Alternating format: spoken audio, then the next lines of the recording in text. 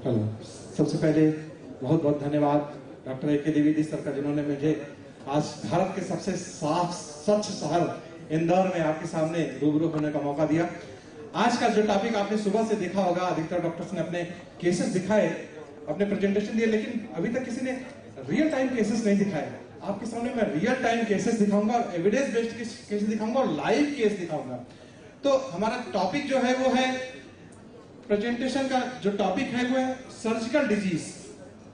Surgical disease में क्या होता है कि जो ऐसी डिजीज जिसको सर्जरी के बिना नहीं ठीक किया जा सकता, ऐसी डिजीजेज में होम्योपैथी क्या कर सकती है, ये मेरा टॉपिक का प्रेजेंटेशन है।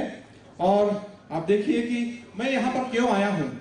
आज होम्योपैथी की तो एफिकेसी बताएंगे ही, और आपको बताएंगे कि किस तरह से सर्जिकल डिजीजेस में भी होम्योपैथी कितना बढ़िया काम करती है। इसीलिए मैंने इस टॉपिक में केवल उन्हीं डिजीजेस को चुना है कि जो सर्जरी के द्वारा ही केवल ठीक हो सकती थी पहले।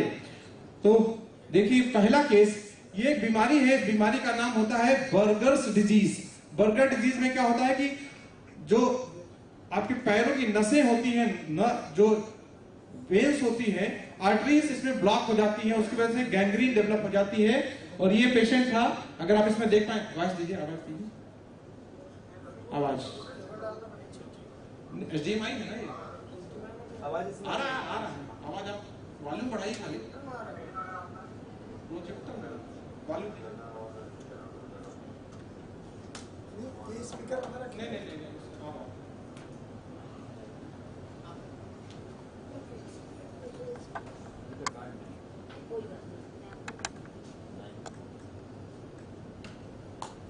हेलो।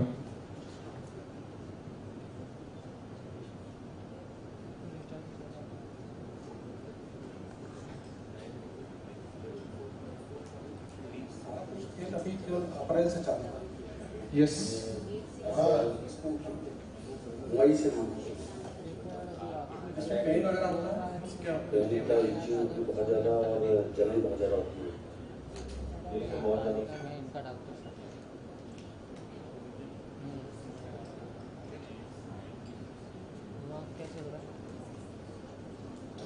अपने वाले लैपटॉप से चलाइए,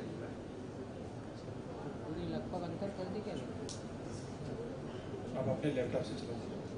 जो लैपटॉप सिंह साहब, यस माइक यहाँ रख देंगे तो आ जाएगी आवाज। हो गया। Yes, so this was the case of burgers disease, अगर आप लोग देख सकते हो। और इसमें आप देखिएगा कि किस तरह से बर्गर डिजीज ये कंप्लीट क्योर हुआ आर्सेनिक एल्ब के द्वारा। ये बर्गर्स डिजीज का केस है, कंप्लीट इसमें रिकवरी हो गई। दूसरी डिजीज के बारे में बात कर रहा हूं, ये एक डिजीज है, इसका नाम होता है हिर्सुटुंग डिजीज। हिर्सुटुंग डिजीज एक ऐसी डिजीज होती है जिसमें इंटेस्टाइन का जो लास्ट पार्ट होता है वो डेवलप नहीं करता है। इसको एक गैंग्लियोनिक मेगाकोलोन भी कहते हैं। बच्चों में अक्सर ये बीमारी दिखाई पड़ती है, कभी कभी एडल्ट में भी यह बीमारी दिखाई पड़ती है। ये देखिए कि इस एक्सरे जो इसमें स्पेसिफिक होता है उसको कहते हैं बेरियम एनिमा एक्सरे इसमें किया जाता है। उसके वजह से दिखाई पड़ता है कि वहां पर लास्ट पार्ट इंटेस्टाइन का डेवलप नहीं हुआ है। इसमें इस बीमारी में 3 स्टेज की सर्जरी की जाती है, जहां पर कोलोस्टोमी बैग लगाया जाता है बाहर, और उसके बावजूद भी अधिकतर पेशेंट में उससे भी लाभ नहीं मिलता है। तो ये पेशेंट मेरे सामने देखिए, ये बर्गर डिजीज का पेशेंट था और इसको मैंने ओपियम 0/1 के द्वारा ठीक किया। इनका आप अगला रिपोर्ट देखिएगा, क्योंकि समय कम है इसलिए मैं थोड़ा फास्ट स्लाइड चलाऊंगा। और ये बच्चा कंप्लीटली क्योर हो गया। जो लास्ट स्लाइड आप देखिएगा, नो सिग्निफिकेंट अबनॉर्मलिटी डिटेक्टेड, ये बच्चा है। और ये तो बहुत पचक गया सर।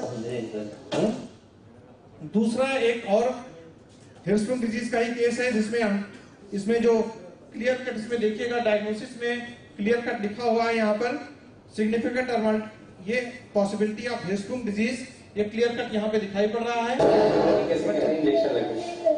इंजेक्शन नहीं लगेगा, आप बिल्कुल डरिए नहीं। ये हिर्सुटुंग डिजीज का केस है और ये के लिए आए थे, कैसे कंप्लीट रिकवरी हो गई। के बाद यहाँ पे शायद ये लाइट बंद कर दीजिए। कैंसर तो जैसे मिरेकल टाइप की थी, हम लोगों के लिए तो मिरेकल ही थी। तो this is the case of Hirschsprung disease. और अभी तक मैंने बच्चों में हिर्सुटुंग डिजीज के बहुत सारे केस ठीक किए थे। ये केस मेरे पास अभी बहुत रिसेंटली आया, 30 जनवरी को केस था।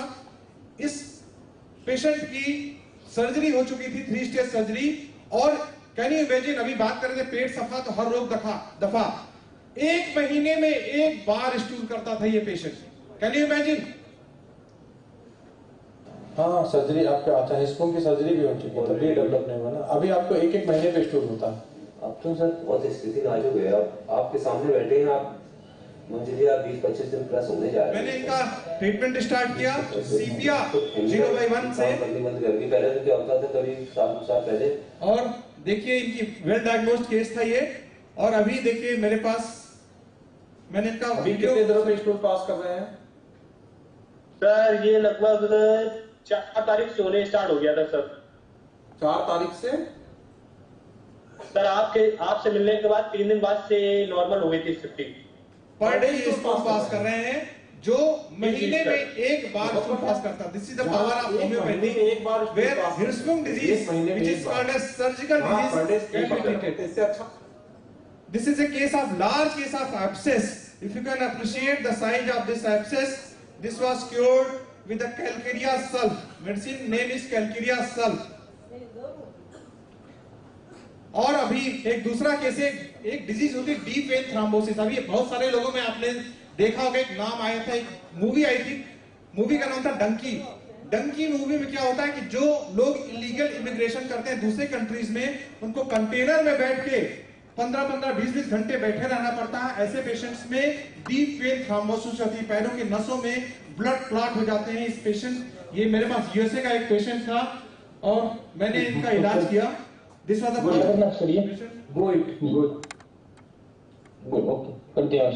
इनको पैरों में क्या प्रॉब्लम है आपको?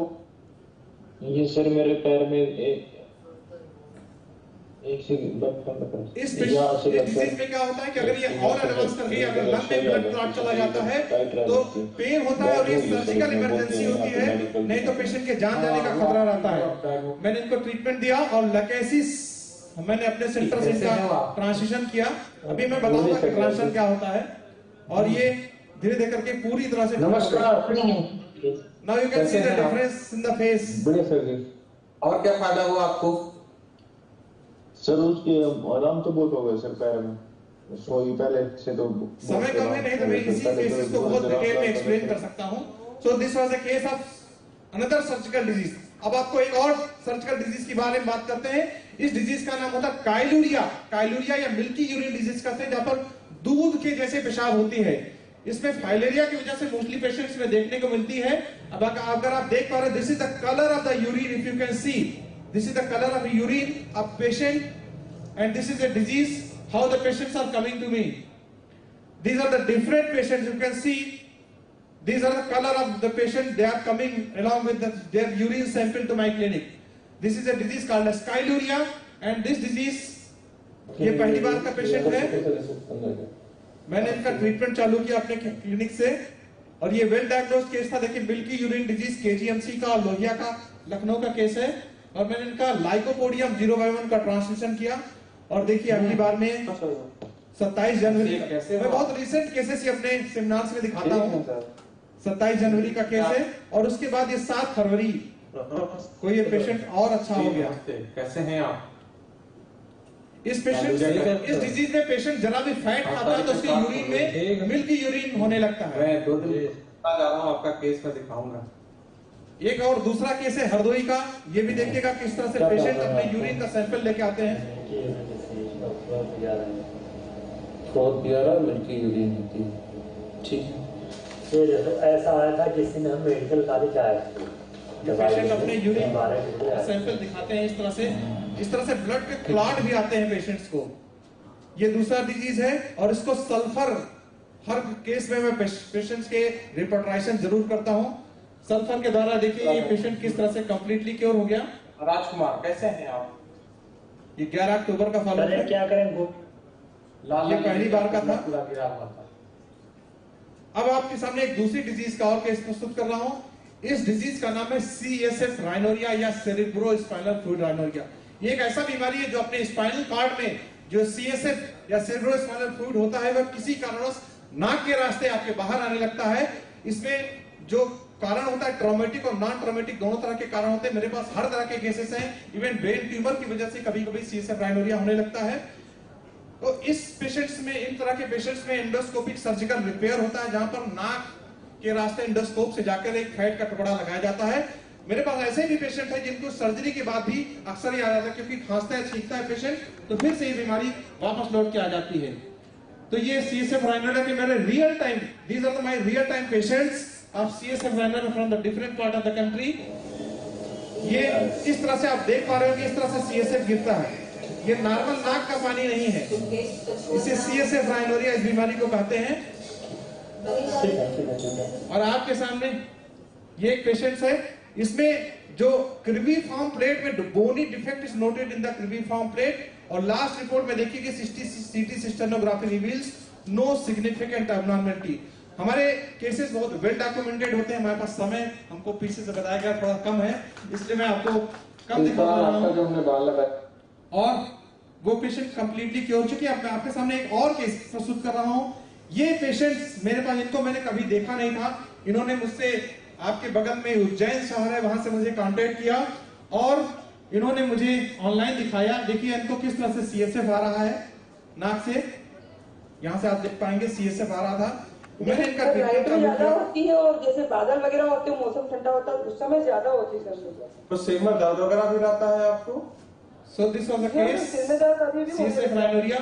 और ये बेचारी इतनी परेशान हो गई थी कि इन्होंने मुझसे लीव के लिए कहा, क्योंकि इलेक्शन MP में होने वाला था, उस समय इनकी ड्यूटी लगने वाली थी।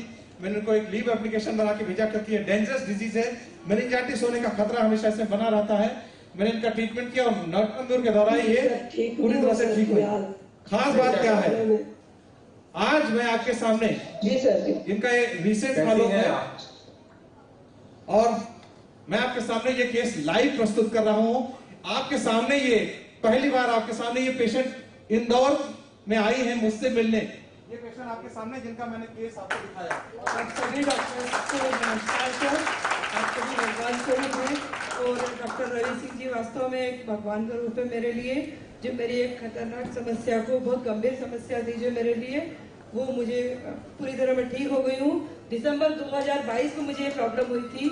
मई 2022 में मैंने डॉक्टर साहब से संपर्क किया और दिसंबर 2023 में मैं पूरी तरह क्योर हो गई। तो मुझे बहुत खुशी है इस बात की और बहुत आभार व्यक्त करती हूँ डॉक्टर साहब का। सर को बहुत बहुत धन्यवाद। थैंक यू पवित्रा शर्मा। इनसे आज मैं पहली बार यही सेमिनार हॉल में मिल रहा हूँ, क्योंकि ये उज्जैन की थी। मैंने इनसे बताया मैं इंदौर में सेमिनार देने जा रहा हूँ, आप आके मुझसे मिल लीजिए। So this was a case, बस 5 मिनट और 5 नहीं 2। हाँ okay. So this was another case of pituitary macular adenoma की वजह से ये CSF rhinora का केस था। जो अच्छे डॉक्टर होते हैं उनके पास केसों की कमी थोड़ी होती है भैया। जी बस केवल एक चावल से ही समझ में आ जाता है। जी बस 2 मिनट में अपनी बात समाप्त करता हूं। तो ये डिफरेंट टाइप के डिजीजेस के केसेस थे। CSF rhinora के मालेगांव का केस था, काइलूरिया का केस था, ये नेफ्रोटिक सिंड्रोम का केस था, और एक केस मेरे पास एक कोमा का पेशेंट है जो जिसको मैंने ठीक किया। ये कोमा में पहली बार पेशेंट पड़ी थी, अगर आप देख पा रहे हैं, और ये अभी ये पूरी तरह से ठीक हो गई, अब ये व्हील चेयर में बैठी है। तो दिस वाज द केस। मैं आपसे क्या एक खास बात बताना चाहता हूं। मेरे जितने भी केसेस हैं अभी तक मैंने जितने दिखाई है, मैं अपनी क्लिनिक पे करता हूं। सबसे खास बात क्या बात है, मैं अपने किसी भी पेशेंट को कोई भी खाने की दवा नहीं देता हूं। डॉक्टर द्विवेदी सर हमको बहुत दिनों से जानते हैं।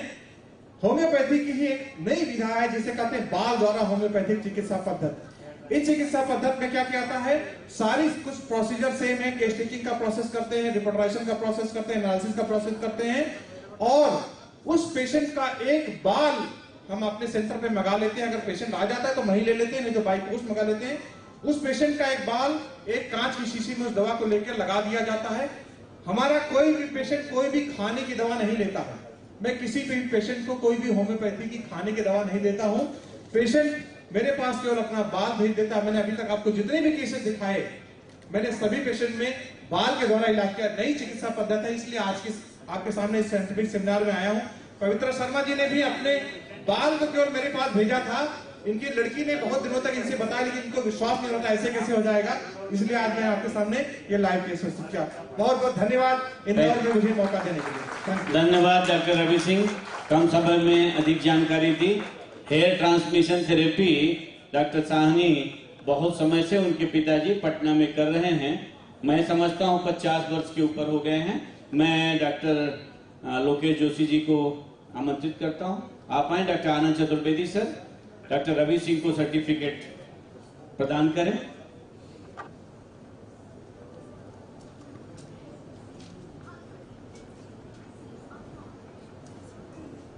मैं डॉक्टर गंभीर को भी बुलाना चाहूंगा।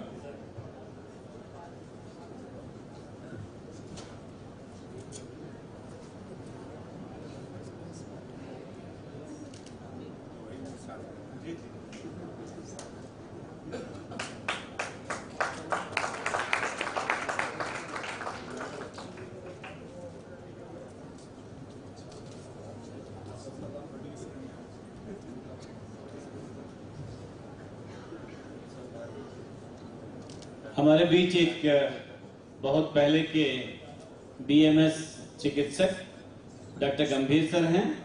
ये